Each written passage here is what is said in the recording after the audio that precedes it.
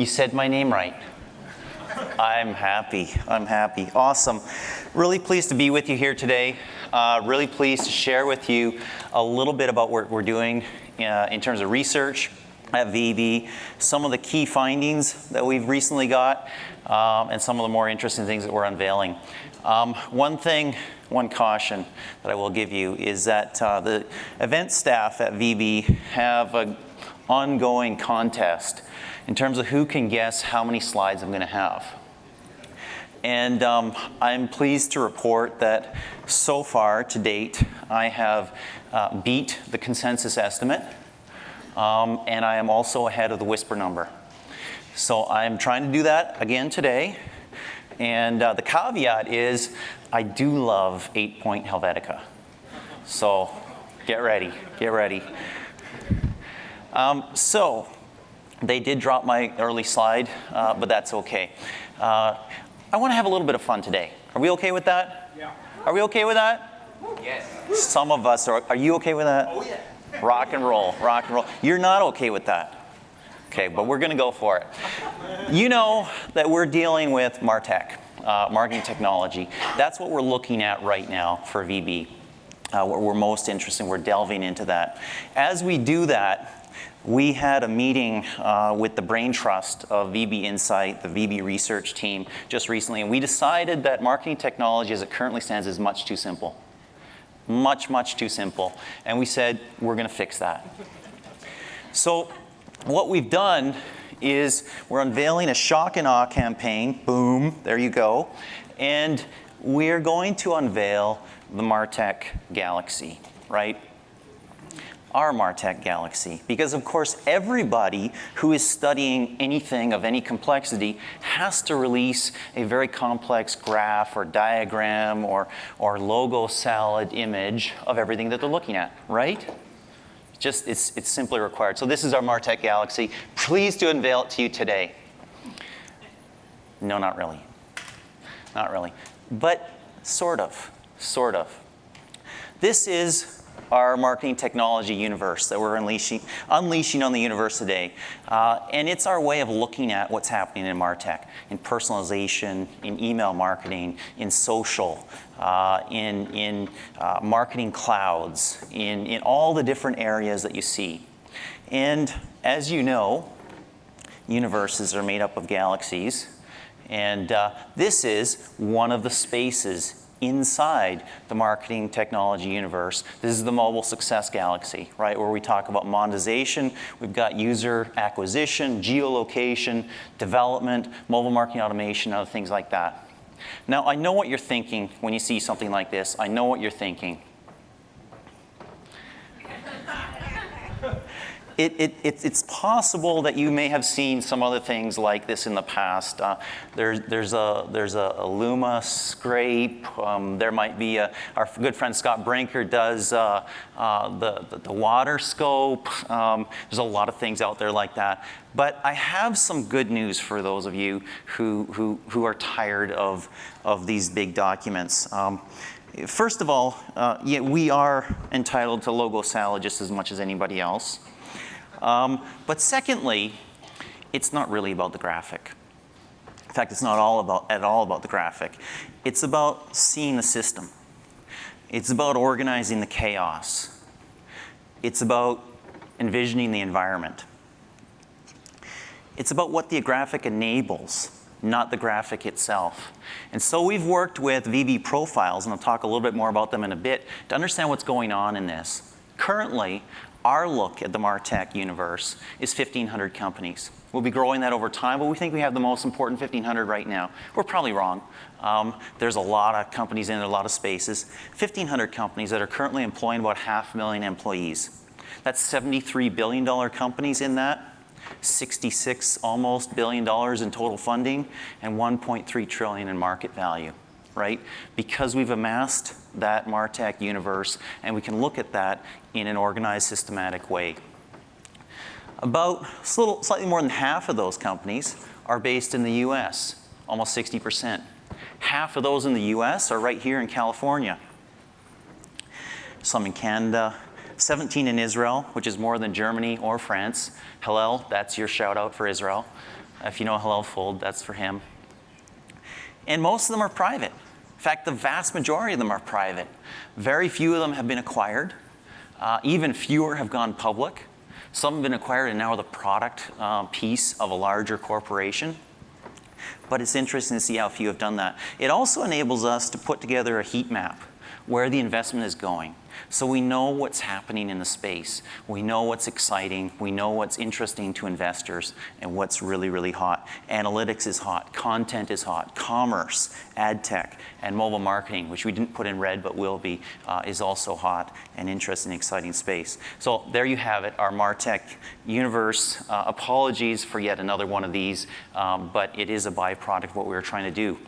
The shout out for VB Profiles is that when you have a list of companies like the one that we amassed and compiled and put it into their system, you can see, you can track, you can amass all the data, and you can see what's going on, see what the hot spots are, see what's happening. So very, very cool, and thank you so much for that. So again, it's about what the graphic enables, not so much the graphic itself.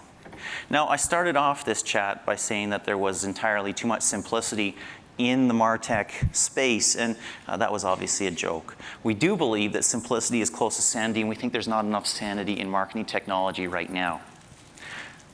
We're actually working on that. That's one of the theses that we're looking at for the rest of 2015 and into 2016, is that the companies that are going deep with maybe 5, 6, 10 marketing technologies are doing better and are more successful than the companies that are spreading themselves across 20 or 30 different marketing technologies.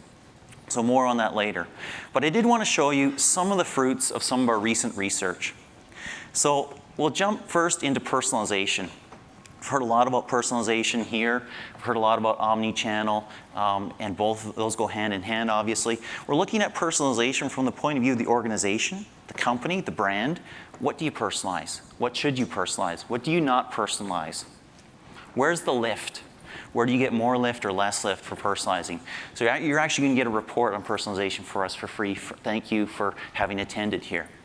We're also looking at personalization from our perspective, your perspective as an individual, as a person, right? What becomes creepy? What doesn't become creepy, right? And when can you do that? When can you not do that? How good a relationship do you have to be, do you have to have with a customer to get to that far end and not be creepy? We're about to release a report on mobile user acquisition that we're pretty excited about. It's going to be a lot of fun. And there's some interesting things in there. I just wanted to lift 2 concepts out of there. It's a massive report with a lot of things, but I wanted to lift 2 concepts out of there. One is the coming mobile adpocalypse. Most of you will have seen this chart. You might recognize this chart. Anybody recognize this chart? Where is it from? Mary Meeker, in I believe 20 years annually now, has looked at basically everything technology and had her state of everything. And this is from a couple months ago. The piece I want you to look at is that $25 billion opportunity there at the right. Okay? You see, for instance, on the left here, print is over-indexed for revenue, under-indexed. The viewership is going down, readership attention is going down. Mobile, as she looked at it for 2014, was over-indexed for attention, but under-indexed for monetization, for advertising. That's an interesting piece.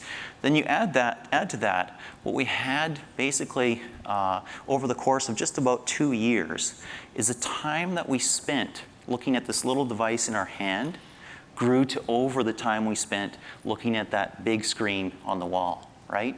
And that's the cause of this $25 billion gap right there. That said, the industry is working super hard right now to fill that gap. We had about $43 billion in global ad revenue on mobile a year ago. This year, it's going to be close to $70 billion. Next year, according to eMarketer, it'll crack the $100 billion level, right? As that happens, that's why we're seeing ads on mobile popping up everywhere all of the time. This is from a study we did for our brands, our mobile advertising and brand study. 1,500 Americans, ordinary Americans, people not like us. Okay, we are not ordinary Americans. I'm not an American at all, so that's part of the reason why. But we're not ordinary, right? We're technological, we're savvy, we're in the business, we're marketers, we are what we are. We're not ordinary Americans. Everybody is seeing ads on local though, and we're seeing that too. The question is, that attention that ramped so quickly over those 2 years, is that going to keep going up like this, or is it going to start to level off? If that attention starts to level off, because guess what? 70% of us have smartphones here in the US, right? And we're already on them almost incessantly. I believe Tamara was talking about how many of us take them to the bathroom. I think she said the number was 70% admitted. Pretty sure the number is 100% due. So, but you know, I could be wrong on that. If that attention doesn't grow quite that fast, then we're going to see some effects. What are the implications of that? Our guess is it probably can't. It has ramped so quickly. It's gotten the steep part of the curve already. What's going to happen?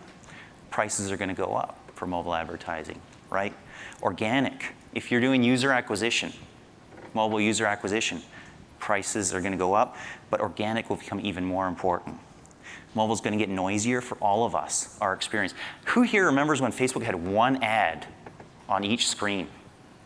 I remember that. Pretty much now you're scrolling your feed and you're seeing an ad every 3 or 4 seconds or something like that. Not saying it's horrible or wrong or bad, it just is what it is. It's a noisier environment.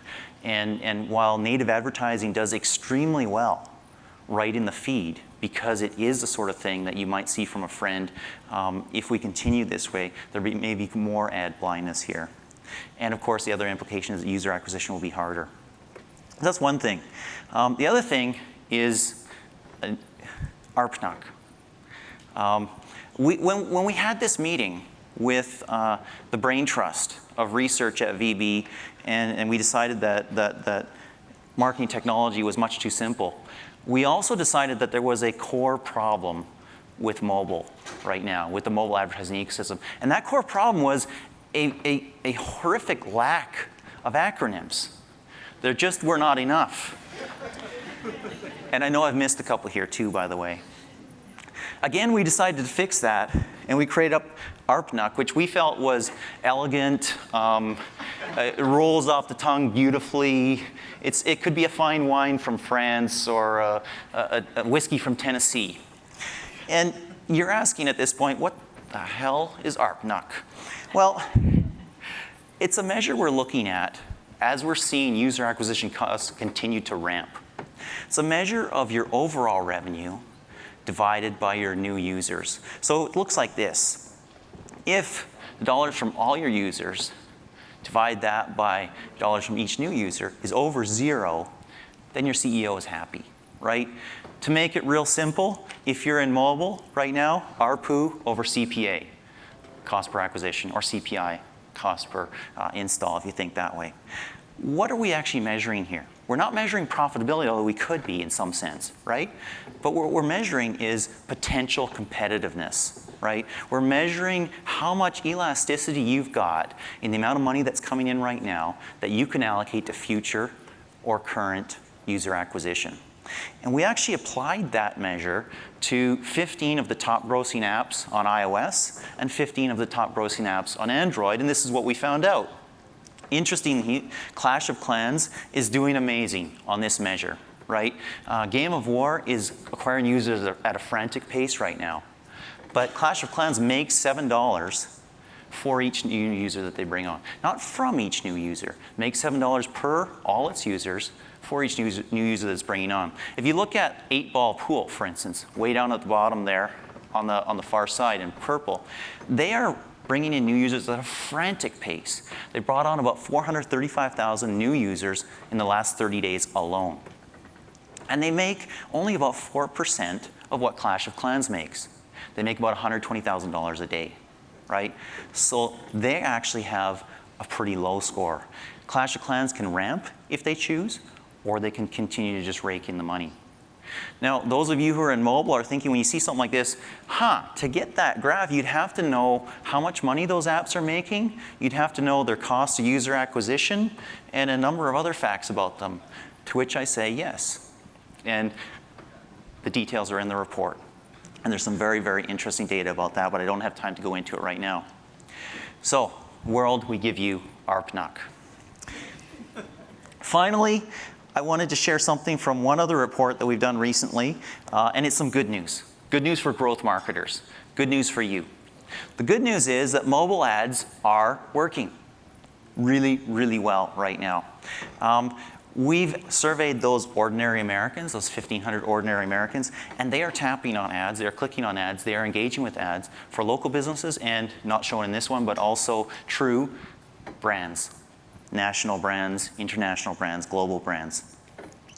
We're also seeing that they're not just looking at them, paying some attention, but that if we reach them at the right time as a marketer, in that moment of truth or that moment of motivation, even that zero moment of truth, if you want that particular other acronym, if we're reaching them at the right time, they're not just paying attention to the ad, they're engaging with it, they're going deeper, they're checking out the thing that you're advertising, and actually, not just doing that, they're purchasing.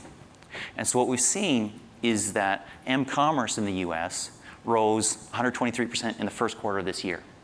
That number's not massive. It's a rise, it's not a crazy rise. Number's not massive, but the timing is the key here. That's right after the Christmas quarter. Right after the Christmas quarter when everybody's spending like crazy. So m-commerce is on a major upward trend, and that's a good thing for a lot of us here. So this is us, this is Insight, we're on the VV site. Check us out, we'd love to help you out with whatever you need to know to grow your business. And thank you so much for your time. Much appreciated.